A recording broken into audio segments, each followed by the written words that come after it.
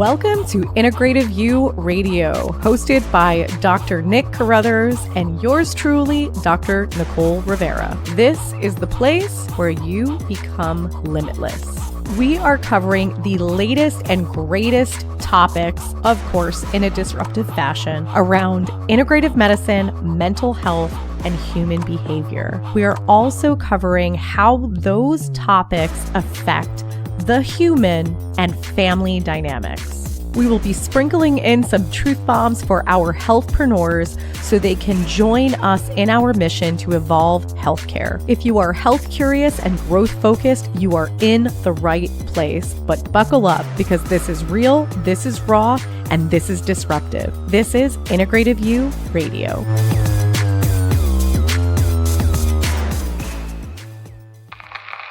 Up. This episode isn't our usual format. Today, we're diving into the holy fuck did they just say that moments from the last 6 months. The mic drop punches, the truth bombs that probably triggered someone's nervous system, the wisdom that made you pause your treadmill and go, oh shit, that's about me. Think of this as a highlight reel for your healing. The raw, real, call you out and lift you up kind of stuff. Let's get into it. The biggest thing we want to bring to you guys is that it's not about going balls to the wall because we work with a lot of people from New York, New Jersey, and, they have these strong personalities. They want to take the bull by the horns and they're like, just tell me what to do and I'll do it. And that's great. There is a level of discipline that will yield success in your health in a variety of areas of life. But there are other foundational components that are really what's going to lead to long-term outcomes, long-term success. So if you're trying to ever get back to where you were in life, it's always going to be a downfall because that was a part of creating who you are today. So he was open initially from the standpoint to, what do I have to do? What do I have to be? What do I have to learn? Like, he was just open, like you said, to everything. And through that, he didn't feel better. He became a different human being, which allowed him to change, which allowed him to feel better, which is a completely different scenario. So I want to be very clear on what I mean by this. He relinquished control because people will say, no, I trust you. That's why I'm on this phone call with you. But they will not always relinquish control. They still need to be in control of aspects of their healing, and they don't surrender to the possibilities that maybe you're going to start supplements and maybe you're going to feel like shit. Maybe you're going to start a detox protocol and maybe you're going to gain a couple pounds because you're going to have all of this inflammation that's going to increase before it decreases. And you're relinquishing the idea that I'm going to control every little aspect of this and that I'm going to roll with the good and the bad. And I'm going to trust in how you're guiding me and what you're telling me. The whole moral of the story is that those phone calls and the conversations that unfolded really led to this podcast. And something that I found myself saying to certain individuals is, based on where you are at, there is a strong probability that you will not get the same results as this individual in the case study. And they were pretty floored by me saying that. Whatever is suppressed has to be expressed. You can't, it's impossible to live a one-sided life. So you can't live all expression, you can't live all suppression, health, vitality, gratitude, love, joy. That's all in the middle, the balanced state where there's no force. So if you have parasite infection, those parasites are there for a purpose. They're counterbalancing another energy. In this era of AI, it's not just about access to information, but it's essentially access to information that has been suppressed. Yeah, I mean, I think AI is allowing us to be a lot more efficient in accessing more information, for sure. I think that's part of the algorithm behind it.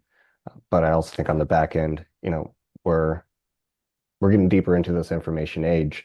So we're just going to naturally have access to more and more, and it's going to be a necessary, probably evil for some that don't want to see the bigger picture of, not only just the bad, but there's good too.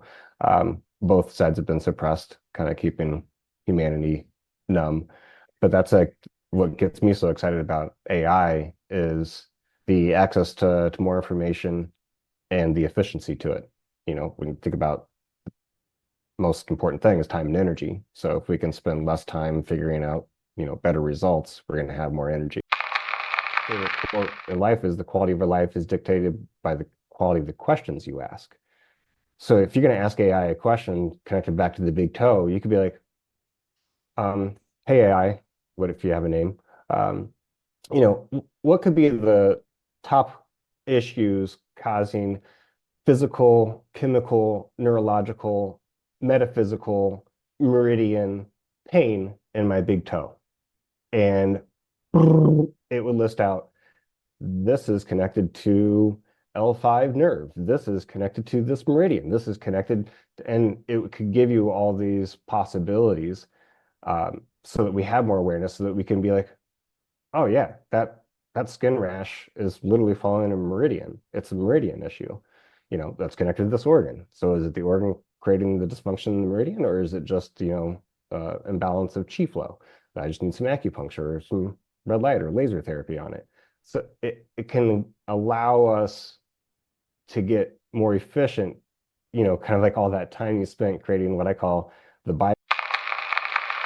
So this information age that we are in, that's going to only get bigger, I guess you can say, is don't be the person that just gobbles up tons of information and then doesn't know what to do with it. If anything, take in relevant information and then have the right team or the right mentors or the right people to help you use the information to increase the quality of your life.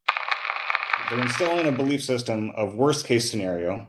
And if that's the belief system, the placebo effect is going to say, hey, this isn't going to work. And then we're going to give them recommendations that are going to create interactions that are going to fuck them up more. You're in a lose-lose situation. If you get out there, great. You're literally go buy a lottery ticket because you're a fucking winner. It's the system's fucking designed to lose. There are many people that might be listening here that have taken sleep medications. Ambien is the most commonly prescribed one. And so one morning we saw that she was really cognitively off again. And then it turned out my dad leaves at night because he has to go home. They have a dog, take care of the dog. And then he always goes back early in the morning.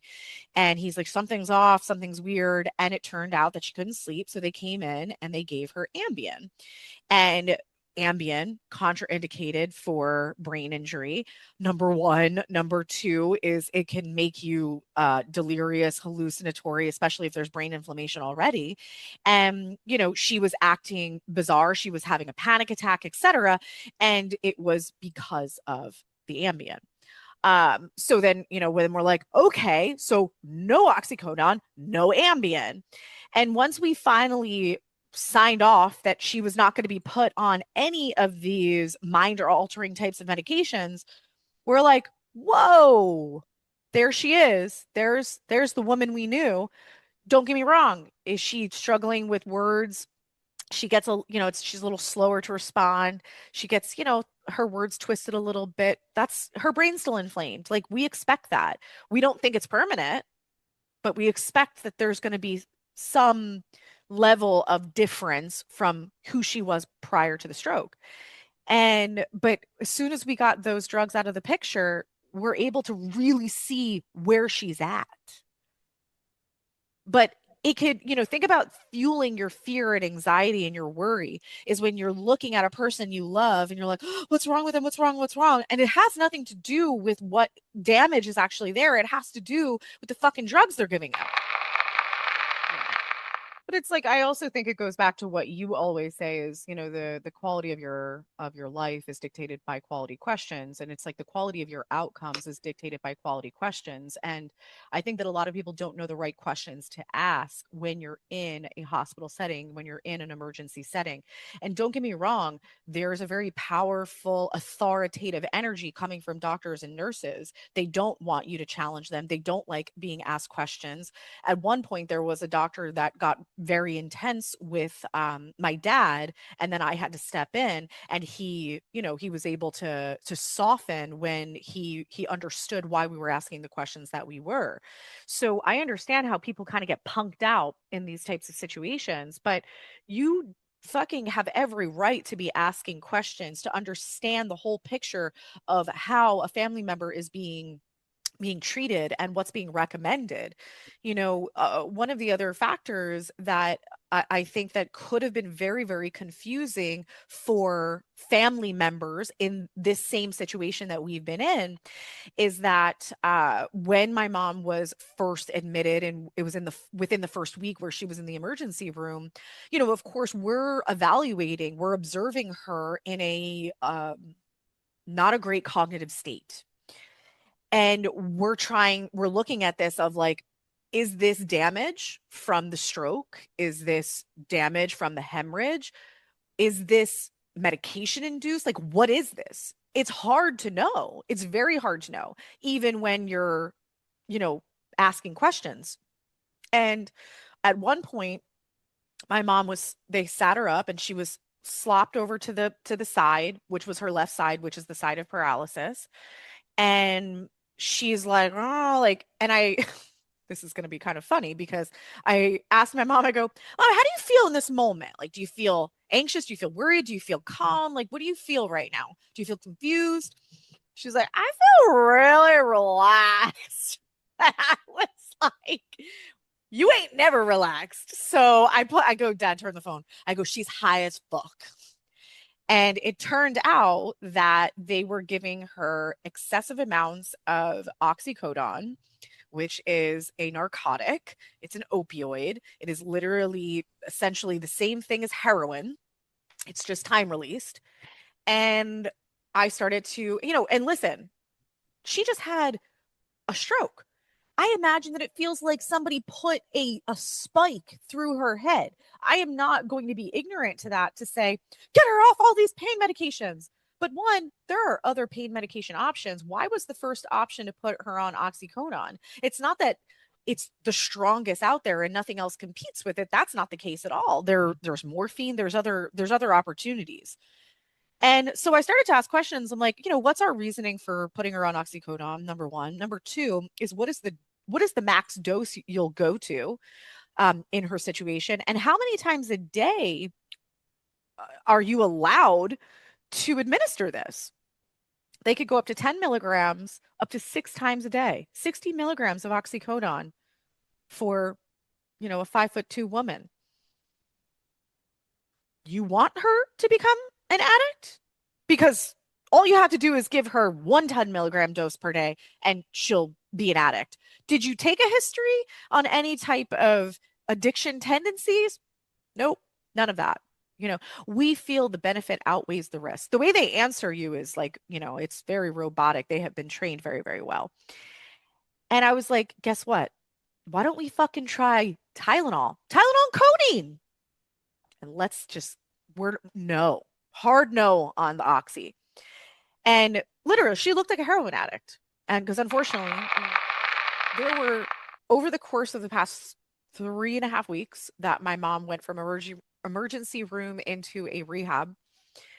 There have been 3 different medications advised on 3 different occasions that were contraindicated to stroke.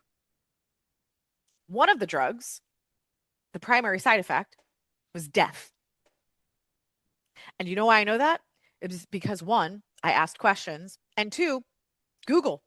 Literally, you can go on Google, you can type in the name of a medication, and right after you type in the name, you type in package insert.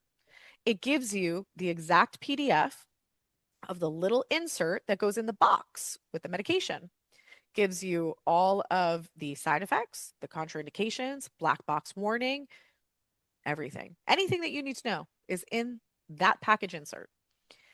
And so they recommended a drug to help with spasming in her arm because her arm is still not really operational from the stroke.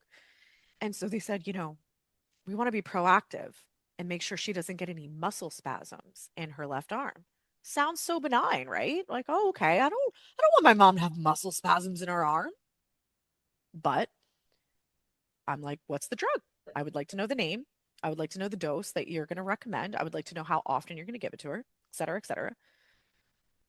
Go on my lovely friend Google, put in the medication name, put in package insert. This was the drug. Contraindicated to stroke. If someone has had a stroke, there is a strong probability that they would have another stroke. But if she did have another stroke in the hospital or in the rehab, they would have been like, oh, yeah, well, she had one, so it makes sense she had another. The problem is still there when it's actually medication induced. And literally, the primary side effect was fucking death. All to eliminate the possibility of a fucking muscle spasm. I think we live in a world right now, you have to educate yourself on health. Like, you don't really have the option to just put your blind trust into conventional medicine, because if you look at the leading cause of death, it's called iatrogenic, aka mistakes in hospitals, mistakes by healthcare providers. That is the leading cause of death. It's not cancer, it's not heart disease, it's not any of that. So you should probably take an interest in how can you best be your own advocate and also an advocate for your family.